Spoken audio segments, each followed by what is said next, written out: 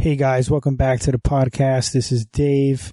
In this episode, I'm going to be doing a review on War for the Planet of the Apes. It's PG-13, came out this year, 2017. It's in the theaters right now.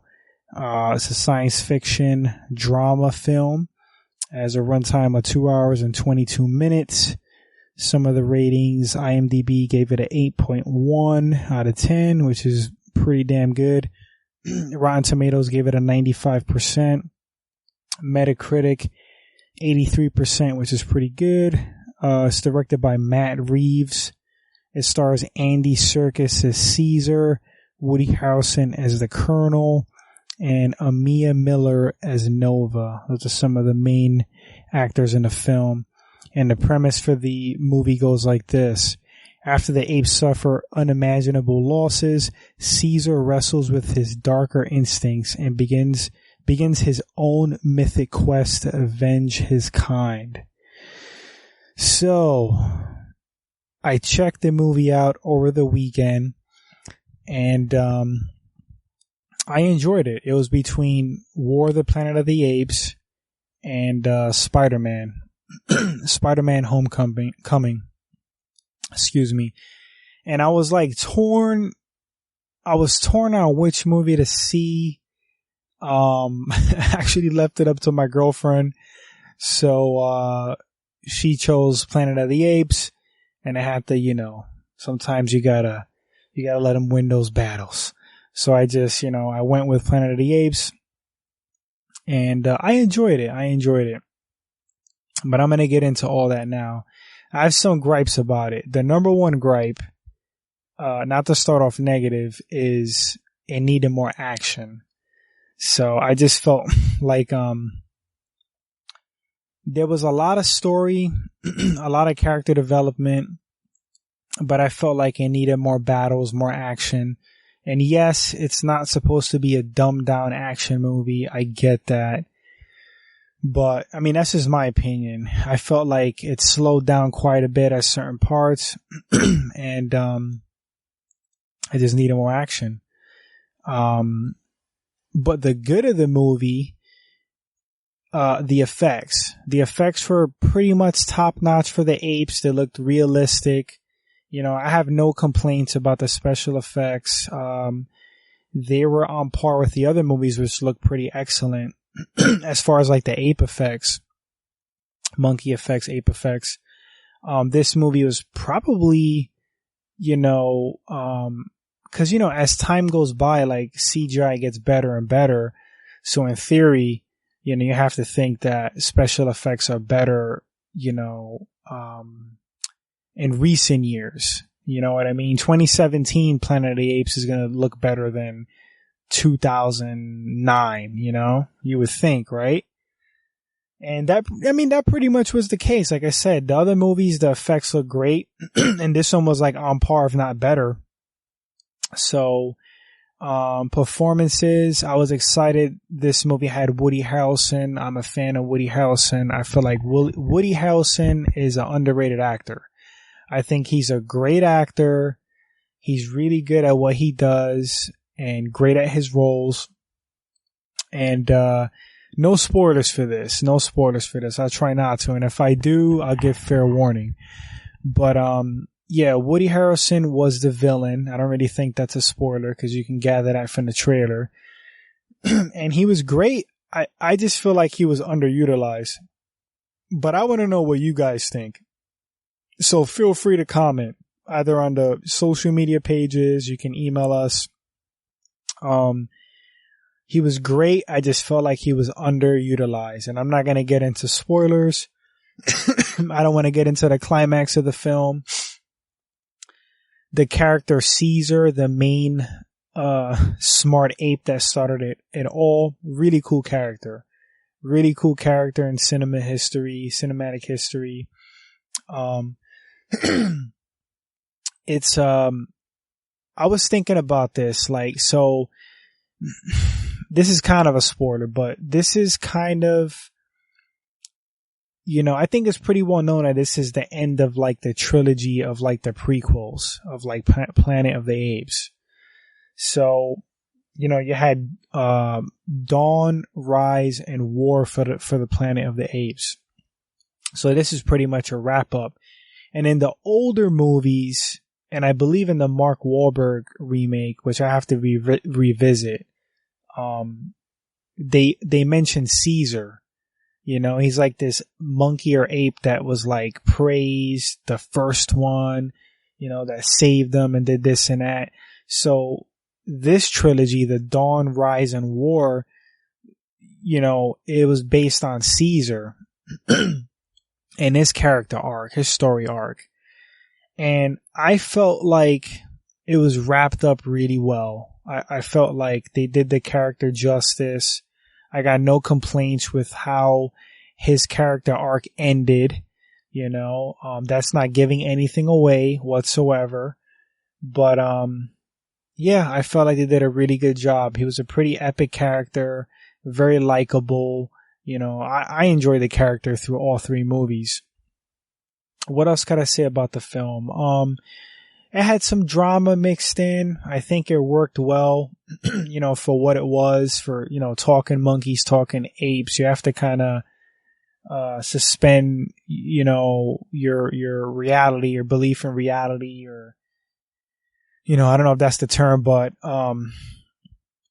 yeah, it's for talking monkeys. If you let yourself go and get into the movie, it had good drama. Like, you felt for the characters, you felt, you had emotion for what was going on. So that was another cool aspect of the film. And, like did I think it was worth a ticket? It depends. If you're bored and you have absolutely nothing to do, it wasn't a bad movie. I didn't think it was great. It was good. It was a little bit better than average. That was my view on it. And if I had to give it a letter grade, I'm going to give War for the Planet of the Apes, I give it like a B-. I think that's a good grade. It's a fair grade. Wasn't a bad movie by any stretch. It wasn't great or amazing. It was just a good movie. It was decent. And it's only worth a ticket if you're bored. If you have nothing better to do, you want to check out a flick with a lady or by yourself or with the family, then it's worth it. Would I own it? I would own it on the cheap, like on the real cheap. Like if it was on Blu-ray for like $5, $5-6, I would get it. I definitely would get the whole trilogy like in a pack. Just to have the whole, the whole complete trilogy. Singles, I don't really know if I would buy it. Like I said, if I saw it for like $5. So that's pretty much my short review for War of the Planet of the Apes. Obviously, I liked it. I do recommend it if you want something to see. I think it's more of a Netflix movie. I don't know if it was worth a ticket unless you're bored again. Let's move on to something else. Let's talk about Stephen King's The Mist. So there's a series now on Spike TV. Is based on the short novel The Mist by Stephen King, which I read. I really enjoyed. And then there's a movie with Thomas Jane, which was decent for what it was. One thing that hurt that movie was the special effects. I mean, they were kind of a little bit crappy on some parts, and it kind of like took you out of the movie. Specifically the, I think they're called the tentacles from Planet X. I think that's like the unofficial name for them, that the fans made up. But those effects were kind of, they're like Sci-Fi Channel quality. So it kind of took you out of the movie. But anyway, they made a show for, Spike TV, and I believe it's Spike. I hope I'm not getting that wrong. And, I checked it out, and I gotta say it started well, but it lost me. It just lost me. I don't want to get into spoilers. I just felt like there was a lot of promise to it, but it just didn't deliver. That's my view on that. It started dragging out, getting a little boring, too much alluding to things. Like, we want to see, we want to see monsters. You know what I'm saying? We want to see creatures. As far as like the gore, even though it was like a cable network series, it had a decent amount of gore, but I would prefer this movie. I mean, this like story as like a movie, you know, a movie setting like rated R. I don't really think it works so well as a TV series.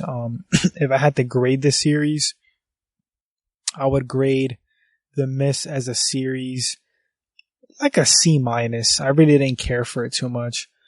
It definitely was way more on the bad side, you know, in my opinion. But you guys check it out if you want, man. I mean, I think it's kind of a waste of time unless if you're a diehard Stephen King fan. So that's my view on it. Take it, you know, take it for what it is. So anyway, guys, I apologize for sounding a little wheezy and coughing. I have allergies, and truthfully, I'm a little bit tired. It was an eventful weekend for me. I went to some local fair, you know, in my area. Fun weekend, but I'm a little spent. It was hard going back to work today. Anyway, guys, thanks for tuning in. We'll catch you back with the next episode. We'll talk more movies. There's some things to talk about. You know, one thing I want to get into is the whole Godzilla versus King Kong. You know, that's a movie coming out soon.